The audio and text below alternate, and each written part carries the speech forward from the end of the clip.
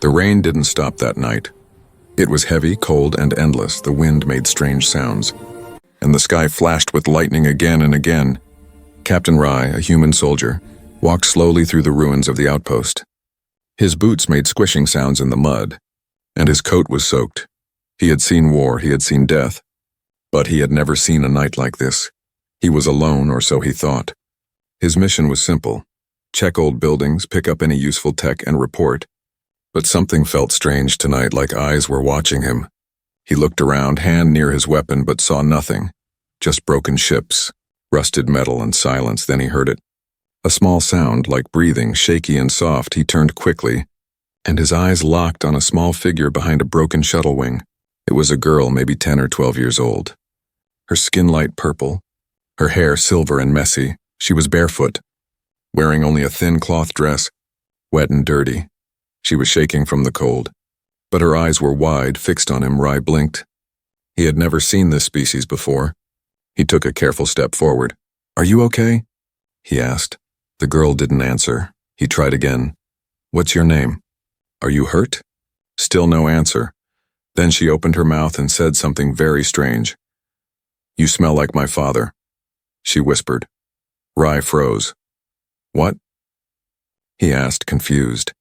She took one step closer, eyes still wide. "You smell like him," she said again. Rye didn't know what to say. He looked around. No signs of family. No transport. No food. No bag. She was alone in the middle of nowhere. During a dangerous storm. "Where are your parents?" he asked, but she only looked down. He tried calling his command center, but the signal was weak. No response. He looked at the girl again, then took off his coat and put it around her shoulders. She didn't stop him, didn't even flinch. She just held the coat tightly and followed him. Rye started walking toward his camp, not looking back, but he heard small footsteps behind him. The girl was following, silent, not asking anything, not saying anything. He didn't know why, but he didn't stop her. When they reached the camp, Rye made a small fire under a metal shelter. He gave her a protein bar and a bottle of clean water. She didn't eat, just held the food and stared at the fire. He sat nearby, tired and confused. "Who are you?" he asked softly. She didn't answer. Instead, she pulled a necklace from under her dress, a metal tag. Military style. Rye leaned closer and almost dropped his cup. The tag had his name on it. He reached out and took it gently. Yes, it was his name, his old ID number, from before he was promoted. "How did you get this?" he asked, his voice low. She said, "It was with me when I woke up." "Where?" "I don't remember." Rye felt cold again, but not because of the rain. Something was very wrong. He couldn't understand how this girl, this alien child, had his ID tag. She said she didn't remember much, only flashes, only feelings. But she knew his face, she knew his scent, and she said she felt safe when near him. That night, Rye went into his small tent, hoping the girl would sleep inside the shelter. But when he woke up after a few hours, he found her curled outside his tent, asleep in the mud. She was holding the coat tight around her and shivering. He sighed and gently picked her up, laying her inside the tent on an extra blanket. She didn't wake up, but her small hand reached out and touched his chest, like she was making sure he was real. He sat beside her and looked at the stars through the small window.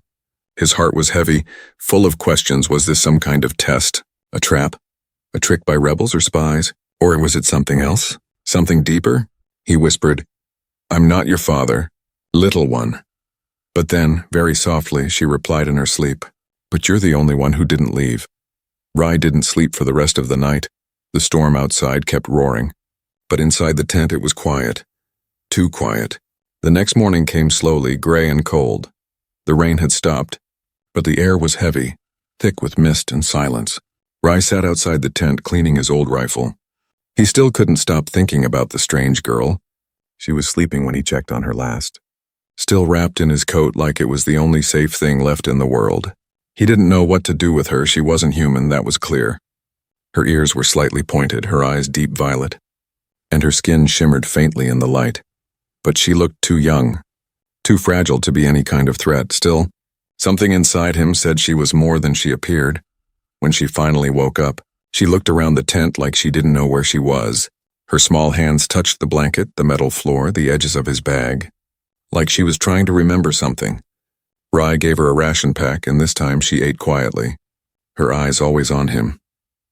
After a while, she said something that made Rye stop breathing for a moment. "Rye," she said softly, "that's not your real name, is it?" Rye's hands froze. No one here knew that name, not even Command. He turned slowly. "What did you just say?" The girl looked at him, calm, too calm. "Your real name is Elias," she said. "Your mother used to call you Eli when you were small." Rye's heart started to race. He hadn't heard that name in years. No one alive should know it. He stood up quickly. "Who told you that?" She shook her head. "No one." Her eyes filled with tears. "I just remember it." Rye stepped back, trying to think. There was no way this little alien girl could know about his mother. His childhood, or the name only his mother used. It made no sense. He checked his wrist communicator, trying to reach the main base, but the screen flashed, signal blocked. No contact, no help, only questions. The girl looked scared, not of him, but of something else, something far away, she said. "I see things sometimes when I close my eyes. I see you in a white room, you're sad and you talk to me. But you don't look old like now." Rye's mind went blank. He had never been in a white room with her, never met her before, and yet she spoke like she had known him her whole life. He wanted to ask more, but suddenly the sound of a nearby machine broke the silence. A drone hovering low, scanning the area. Rye grabbed his rifle and pulled the girl inside the tent. "Stay quiet," he whispered. The drone's red light passed over the tent for a moment and then moved on, disappearing into the fog. Rye waited for several minutes before relaxing. Then he turned to the girl. "They're looking for something," she nodded. "They're looking for me." That answer sent a chill down his spine. He looked at her closely. "Why?" "Who are you?" She hugged her knees. "I don't know, but when they find me, bad things happen." Rye didn't like mysteries, especially the kind that got people killed. He needed answers. He powered up his data pad and opened old military files, searching for anything that matched her description. But every database said the same thing. No match found. Unknown species, no record, no genetic data, nothing. She sat beside him quietly, watching the flickering screen. Then she started humming softly. A simple tune, gentle and familiar. Rye froze again. It was a lullaby his mother used to sing when he was a child. He turned slowly, his eyes wide. "Where did you learn that song?" The girl blinked. "From you," she said. "You used to sing it to me when I was scared." Rye's throat went dry. "This was impossible," he whispered. "I never sang that to anyone." But she looked at him with such innocent sadness that his anger melted into confusion and fear. She said, "Maybe it wasn't you now. Maybe it was you before." "Before." The word echoed in his head like thunder. Something deep inside him started to ache. He didn't know why, but part of him wanted to believe her. There was something about her that felt familiar. The way she looked at him, the way she spoke, even the way she sat. It felt like déjà vu. That night he didn't sleep again. He kept looking through old encrypted files, trying to find anything. He even searched Black Ops records, forbidden files he wasn't supposed to open. Each time he found fragments, projects, experiments, memory data, and something called Echo D. The rest was locked, requiring a clearance level far above his rank. The girl came closer, her small voice breaking the silence. "You shouldn't look there," she said softly. "They will come if you do." Rye stared at her. "How do you know that?" She looked down and whispered, "Because last time, they came for me too." The fire outside the tent flickered and died. Rye sat in the dark, staring at the little girl who knew things she shouldn't know. The storm had passed, but he could feel a different kind of danger now. The kind that didn't come from the sky, but from the truth itself. As she closed her eyes, she whispered, "They will find us soon." Rye tightened his grip on his rifle. He didn't understand who they were, but one thing was clear. If they came for her, they would have to go through him first. And somewhere, deep in his heart, a strange feeling grew stronger. Not fear, not anger, but something else. Something he hadn't felt in a very long time. The feeling of protecting someone he loved. The night was cold again. The small fire outside the tent had died hours ago, and only the weak light from Rye's datapad glowed inside the darkness. The girl was asleep, her head resting against a folded blanket. Her breathing soft and slow, but Rye couldn't sleep. Not after what she said, not after what she knew. He opened the pad again and entered a new code, one he hadn't used in years. It was a restricted channel, old files, classified missions, black projects that didn't exist on paper. The name Echo D appeared once more. Blurred and half-deleted, Rye adjusted the filters, forcing the screen to rebuild missing lines. And then his heart stopped for a moment. There it was, a picture, faded but clear enough to see. A small alien child, with violet eyes and silver hair. Standing next to him, the photo was old, maybe 10 years ago, but he couldn't remember ever being there. He clicked the attached file and the header appeared. Project Echo Daughter. Memory Imprint Experiment. Rye scrolled quickly, his eyes wide. The file spoke of creating hybrid beings using genetic samples from human soldiers mixed with unknown alien DNA. They were meant to copy human emotional bonds, to remember people they had never met. One line made him grip the pad tightly. Subject D was imprinted with the neural pattern of Captain Elias Rye. He read the next part aloud under his breath. Subject shows high emotional attachment to imprint host, refers to him as father. Project discontinued due to psychological instability. The next pages were full of black bars, data erased, names removed, coordinates missing. At the end, a short note, the last readable sentence. Subject escaped containment, status unknown, termination order active. Rye stared at the screen, his heart pounding. He finally understood. She wasn't just an alien child lost in the rain. She was a part of him, created from his memories, his DNA, his emotions. She wasn't lying when she said, "You smell like my father." She was telling the truth. In her own way. He leaned back, the cold metal floor pressing against his back. For years he thought his worst missions were behind him, but now he realized something much darker had been hiding all along. He turned to the girl, still sleeping peacefully. Holding his dog tag like a treasure, he whispered, "What did they do to you?" Suddenly a sharp noise came from the pad. A red warning flashed, unauthorized access detected. He cursed softly and shut it off. But it was too late. Somewhere, far away, someone now knew he had opened the file. Rye packed quickly, shaking the girl awake. "Get up. We have to move," he said firmly. She blinked sleepily. "Why?" "It's still dark." "Because they're coming," he replied. She looked frightened but didn't argue. She trusted him completely. Rye threw a small backpack over his shoulder, grabbed his rifle, and stepped out into the night. The wind had picked up again, carrying the scent of burnt metal in the distance. Faint red lights glowed, patrol drones moving in perfect lines.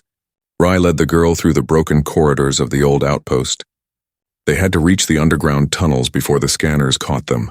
As they ran, the girl spoke softly. "I told you they would come." Rye glanced at her. "How did you know?" She hesitated. "Because I remember the last time they tried. I remember running before. With you." He didn't answer. He couldn't. The words made his chest tighten in a way he couldn't explain. They reached the tunnel entrance just as the first drone passed overhead. Rye covered her with his jacket and pulled her close. The tunnel smelled like rust and dust, but it was safe for now. He took a breath and turned on a small lantern. In the soft light, she looked at him and asked, "What did you find in the files?" He didn't want to tell her, not yet. She deserved to be a child, not a mistake from a lab. He said only, "Something about you, something I wish I hadn't found." Her lips trembled. "Did they make me bad?" Rye shook his head. "No, they made you strong. For a while." They walked in silence. Water dripped from the ceiling, echoing through the long, dark tunnel.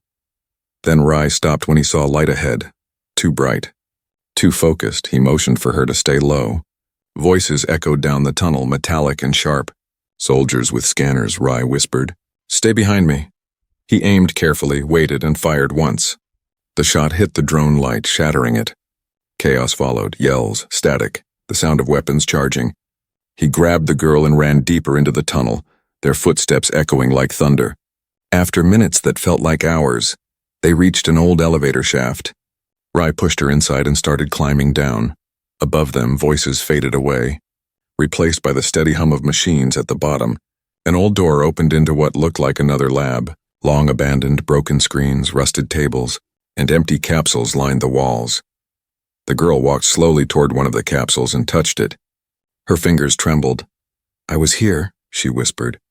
Rye looked at the empty pod beside hers. It had a name scratched into the metal. Half erased by time, Rye-02, he finally understood everything. She wasn't alone. There were others once, copies. experiments all connected to him. And if she escaped, maybe some of them hadn't. He knelt beside her and said quietly, "We'll find out what happened, I promise." She nodded, holding his hand tightly for the first time. He didn't see her as a mystery or a mission. He saw her as family. But the echo of metal footsteps behind them reminded him they weren't safe yet. The old lab was shaking. The sound of metal boots echoed from above. Growing louder with each second, dust fell from the ceiling, and broken lights flickered like dying stars. Rai pulled the girl behind a control table and whispered, "We have to move now." She nodded, holding onto his arm tightly. There was fear in her eyes, but also trust. He opened a hatch behind one of the broken pods, revealing a small service tunnel. It was dark, wet, and narrow, but it was their only way out. As they crawled inside, the girl whispered, "This tunnel leads to the fire zone." Rai paused. "What's the fire zone?" She answered quietly, "A place where everything burns. The air, the ground, even time feels hot." He didn't understand, but he had no choice. Behind them, soldiers entered the lab, scanning every corner. The tunnel went deep underground, winding like a snake through the earth. After 20 minutes of crawling, the space opened into a large cavern. Bright red lights glowed from strange rocks, and the ground steamed beneath their feet. It felt like the inside of a machine mixed with the breath of a volcano. Rai covered his nose. The air smelled like melted wires and ash. "Stay close," he said. The girl didn't reply, but she followed silently, her steps careful. They passed giant machines, rusted and half-buried, their lights still blinking after years of silence. It looked like this place once built something powerful, but now it was broken and forgotten. Suddenly, a loud crack split the silence. The floor behind them collapsed, sending fire and smoke into the air. The girl screamed and stumbled, and Rai grabbed her just in time. He pulled her into a side hallway and ran, lungs burning, boots slipping. Flames chased them like hungry wolves.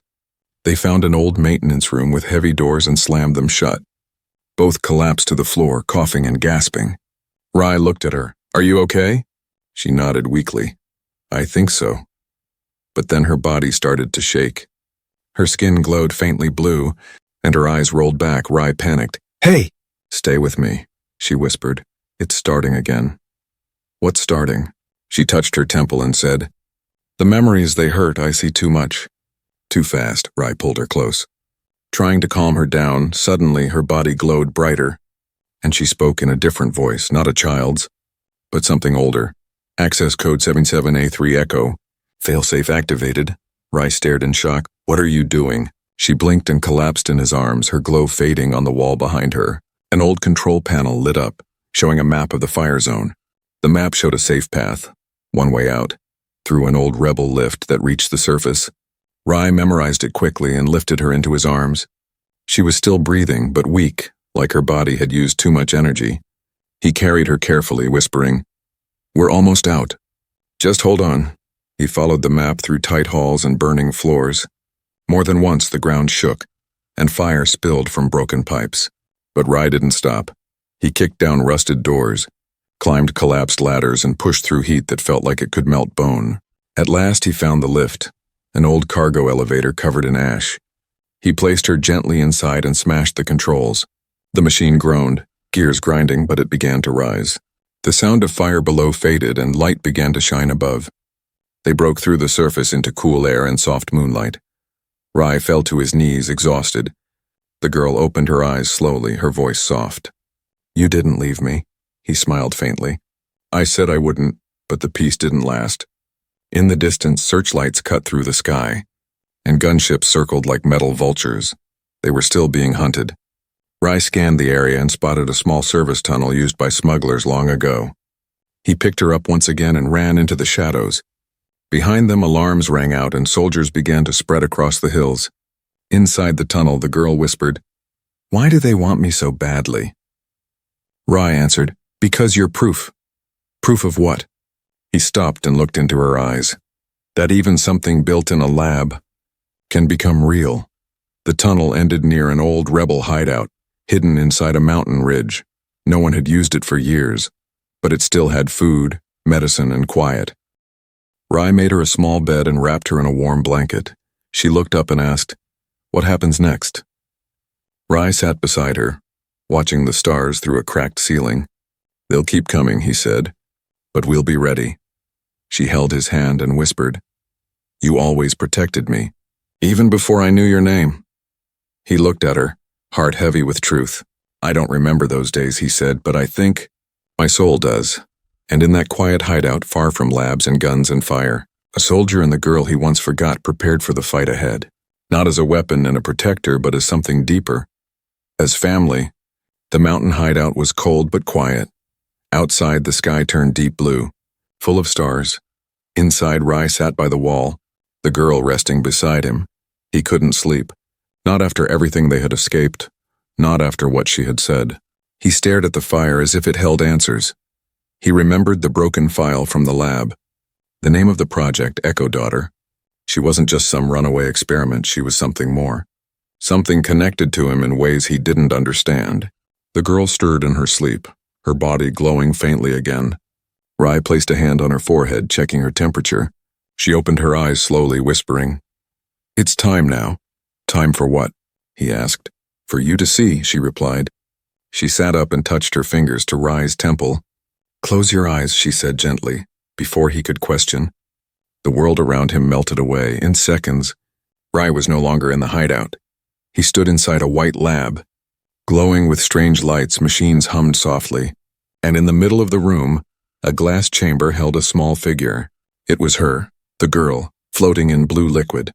Connected by tubes, eyes closed, scientists moved around her, taking notes, checking data. On one screen his face appeared, young, cold, serious. Subject imprint complete, one voice said. Another added, Emotional bonding from Captain Rye's memory stable. Unit is forming attachment. Rye stepped closer, confused and horrified. The voice of his past self echoed. If this works, she won't just act like a daughter, she'll believe she is. Another voice interrupted. It's too dangerous, she's becoming too real. The others failed because they lacked identity. This one thinks, feels. Rye's hands trembled as he watched. They hadn't built a weapon, they had built a child. And when she started acting human, they called her broken. The memory shifted, showing the day she escaped, fire, alarms, glass shattering, and a scientist helping her run through back tunnels. The last thing he saw was the girl turning back, holding his dog tag close to her chest. Then everything vanished, and Rye opened his eyes, breathing fast. The girl was beside him, eyes full of tears. You remember now, she said quietly. He nodded slowly, his voice soft. Some of it. Enough. He pulled her into a hug, not like a soldier protecting a subject, but like a father holding his daughter. I'm sorry, he whispered, for what they did. For what I was part of. She didn't answer. Just held him tighter. Later they sat near the fire, sharing old protein bars and water. Rye looked at her and said, Why did they really build you? She stared into the flames, to test human love. What? They thought if they could copy the way humans love, they could control soldiers better, make better spies, better weapons, her voice cracked. But love isn't something you control. It's something you feel. Rye felt a deep pain in his chest. They used his memories, his feelings, his life, to create her. But somehow she had become real. Not because of the lab, but because of the choices she made, she continued. I was never supposed to live this long. They said I would break down before my 10th year, that my emotions would tear me apart. But I found you and it helped me hold on. Rye stood up, walking to the far wall where old rebel tech was still wired into a dusty control panel. He powered it on, checking nearby systems. One signal blinked in red. It was another Echo unit. Still active, Rye's eyes narrowed. There's another one, he said. The girl stood up quickly. Alive? I don't know, Rye answered. But we have to find out, she nodded. If they're like me. They need help, Rye typed in the coordinates. It was far, across the wastelands of Sector 9 where storms never stopped. But they had come this far already, and he couldn't leave anyone behind.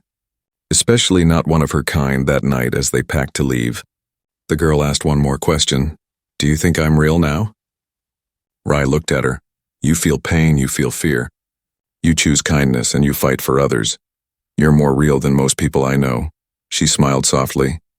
And for the first time it wasn't sad. I used to think I was just a mistake, she said. But now I think I was meant to find you. And so, with the stars watching from above, A former soldier and a not-so-little girl began their next journey. Not to run anymore, but to find the others, to find the truth, and to make sure that no one else would be forgotten. Because now they both knew. She wasn't just a project, she was family. The desert winds of Sector 9 screamed like ghosts. Sand blew through the broken cities and covered everything in orange dust. Rai adjusted his visor, shielding the girl behind his coat as they approached the ruins. In the distance, the signal from the second echo unit blinked weakly on his tracker. They walked carefully through abandoned buildings, once homes, now graves of metal and silence. Each step echoed in the hollow streets. The girl, Echo, or Luma as she now called herself, kept close, holding the tracker with both hands. "She's here," she whispered. "I can feel her." Rai knew time was short. Ever since they found the Echo files, he knew Command would not let them go free. They would come, not just to erase the project, but to erase her, and anyone connected to her. Suddenly a low hum filled the air. Rai pulled her into cover, eyes scanning the sky. Gunships, black and fast, swept over the ruins like birds of prey. Their red lights scanned the ground. "Searching, hunting, they found us," Rai muttered. Luma looked at him, calm but determined. "Then we fight."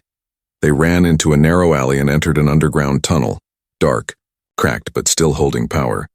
Old rebel tech blinked to life as they passed. At the end of the tunnel, behind thick glass, another girl lay asleep in a stasis pod. Her skin was pale blue, her hair white like snow, and her face was peaceful. Luma touched the glass. "Echo B," she whispered. "My sister." Rai hacked the control panel while Luma placed her hand on the glass, her body glowing softly. Energy passed between them, and the girl inside opened her eyes slowly. But before they could speak, the sound of explosions rocked the tunnel. Gunships had landed, soldiers were inside, Command had come. And they brought everything. Rai grabbed his rifle and threw a small shield around the pod. "Wake her up," he told Luma. "I'll hold them back." Luma nodded and began singing softly. The same melody Rai remembered from long ago. The girl inside the pod smiled and placed her hand against the glass. Above, the tunnel door burst open. Black armored soldiers rushed in with weapons ready. Rai fired, taking cover behind a pillar. He wasn't trying to win, he was trying to buy time. Luma and Echo B glowed brighter together, their minds linking. Then something changed. The lights flickered, the ground shook, and every soldier stopped as if frozen. Luma stepped forward, eyes glowing like stars. "You will not take us again," she said. With a single word, she released a wave of pure light. Soldiers dropped their weapons and fell to their knees, unable to move. Rai stared in disbelief.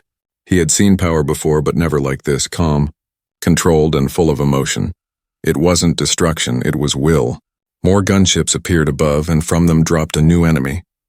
A tall figure in silver armor, cold, sharp, and silent. "Terminate the Echo units," he ordered.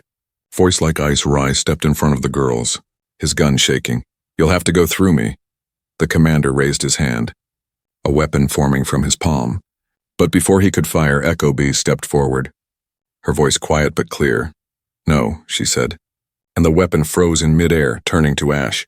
The commander looked at them with hate. "You're broken machines, not real." "Not alive," Luma answered. "Then why are you afraid of us?" Rai took a deep breath and raised his hand. "End this," he said. "Let them go, or you'll lose more than a project." But the commander charged forward, blade drawn. Luma moved fast, faster than human eyes could follow. With one graceful motion, she stood between Rai and the blade and let it pass through her. Rai screamed, catching her as she fell. Blood, blue and glowing, ran down her side. She looked up at him, smiling faintly. "I'm okay." Echo B knelt beside her, glowing brighter than ever. Together, the two girls touched hands, and the light between them exploded outward. The commander vanished in the blast. Along with the remaining troops, silence returned to the ruins, broken only by Rai's heavy breathing. He looked down at Luma, who was barely conscious. "You saved us," he said. She smiled weakly. "We saved each other." Later, as the sun rose, they built a small shelter in the ruins. Luma rested while Echo B helped Rai gather supplies. The world was still dangerous, but something had changed. They had fought not just for survival, but for the right to exist, to be free, to be loved, and to choose their own names. Rai sat beside Luma that evening, brushing her hair back gently. "You're not a project to me," he whispered. "You're my daughter." She smiled, closed her eyes, and whispered, And you'll always be my father. The stars watched quietly as the war ended, not with an army, but with one man and two daughters who refused to be erased. They didn't run anymore, not from soldiers, not from scanners, and not from the past. After the battle, after the flames and the noise faded, Rai took the girls far away to a quiet place, hidden deep in the edge of the galaxy, where no one would come looking. It was a small farming colony on a green moon, full of soft winds and gentle rivers, no walls, no labs, just open skies and new beginnings. The kind of place where broken things could heal. The kind of place where lost children could finally sleep without fear. The transport ship landed at sunset. Casting a golden light over the hills, Rai stepped out first, scanning the area. Then Echo Bee followed, holding Luma's hand. Luma was still healing, but stronger each day. The locals didn't ask questions. They only saw a tired man with two quiet daughters. He paid with old rebel credits, and they gave him a small house near the trees. A place with a garden, a roof, and silence. Days passed slowly, softly. Rai repaired tools and planted seeds. Echo Bee learned how to cook and clean. Often humming to herself, Luma sat under the stars at night, drawing shapes in the dirt. One evening, as fireflies danced in the air, Luma asked, "Can I choose a new name?" Rai smiled. Of course, she thought for a long time, then said, "Luma, it means light." He nodded. "It suits you." The name felt like a door opening. She was no longer just Echo D, a subject in a lab. She was Luma, a girl with her own path, her own story, her own light. Later that night, Rai built a swing between two trees. He watched as both girls laughed, their voices carrying through the quiet fields for the first time in years. He smiled without pain in his chest, but even in peace. Old memories whispered. Sometimes he dreamed of the lab again. The glowing tanks, the cold floors, the quiet hum of machines. He would wake up sweating, only to find Luma's small hand resting on his chest. "Bad dream?" she would ask. "Yeah," he would say. She would whisper, "You're not there anymore." She was right. That place was gone, but its shadow remained deep inside. Rai often wondered how many more like Luma were created. How many didn't escape? He didn't have answers. Only hope that maybe one day they could build something better, not just for themselves, but for anyone who had ever been called a mistake. One morning, Luma helped Rai carry water from the stream. She stopped suddenly and pointed at a wildflower.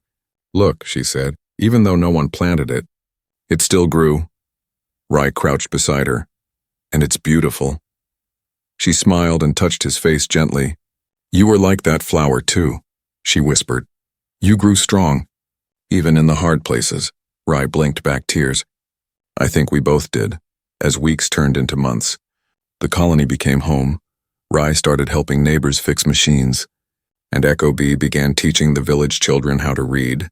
Luma explored the forests, collecting strange leaves and singing to animals. She laughed more now, and sometimes danced when she thought no one was watching. One evening, as stars filled the sky, Luma curled beside Rai under a warm blanket. She looked up and whispered, "Do you ever miss the old world?" Rai thought for a moment, then answered, "Only the parts that brought me to you." She smiled, her eyes closing slowly. "I'm glad you didn't leave me in the rain." He wrapped his arm around her. "I never could, just before sleep took her." She whispered something that made his heart stop for a moment.